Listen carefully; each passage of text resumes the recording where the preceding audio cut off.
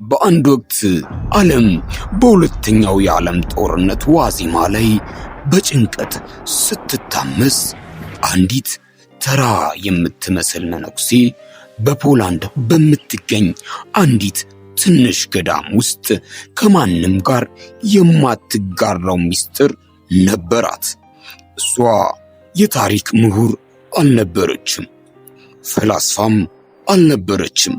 ነገር ግን የሰው ልጅን ታሪክ ለዘላለም የሚቀይር ድምፅ ሰማች። ይህ ድምፅ እንዲህ ይላት ነበር። የሰው ልጅ ሁሉ ወደ ምሕረቴ ውቅያኖስ እስካልመጣ ድረስ ሰላምን አያገኝም። ይህች ሴት ቅድስት ፋውስቲና ነበረች። የካቲት 22 1931 በክፍሏ ውስጥ ብቻዋን በነበረችበት ወቅት ፋውስቲና አንድ አስገራሚ ነገር አየች። ጌታችን ኢየሱስ ክርስቶስ ነጭ ልብስ ለብሶ ተገለጠላት። ከልቡም ሁለት ታላላቅ ጨረሮች ይወጡ ነበር፣ አንዱ ቀይ አንዱ ደግሞ ነጭ። ኢየሱስ እንዲህ አላት፣ የምታየውን ምስል ሳይ ከስሩም ኢየሱስ ሆይ ባንተ እታመናለሁ ብለሽ ጻፊ።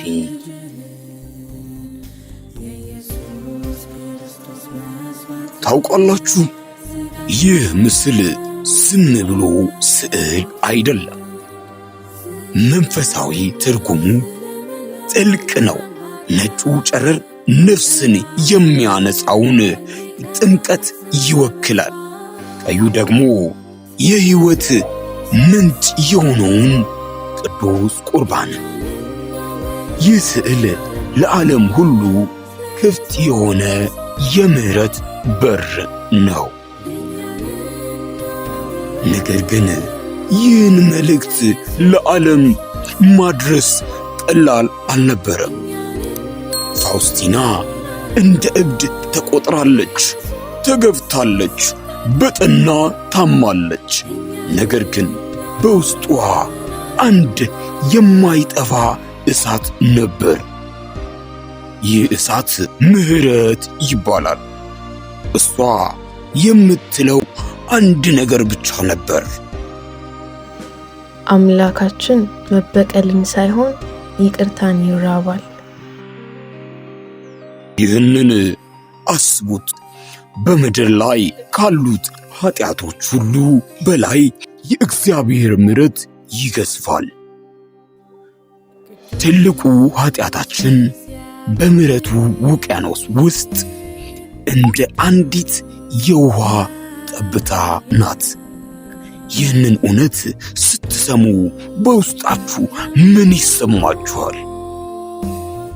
ጌታችን ለፋውስቲና የሰጣት ትልቁ ቃል ኪዳን የምሕረት ሰዓት ነው። ከቀኑ 9 ሰዓት ልክ እሱ በመስቀል ላይ ለሁላችንም ሕይወቱን በሰጠባት ቅጽበት በዚሁ ሰዓት የምትጠይቁኝን ነገር ሁሉ እሰጣችኋለሁ ይላል። ይህ ሰዓት ሰማይና ምድር የሚገናኙበት፣ የምሕረት ደመና የሚዘንብበት ቅጽበት ነው።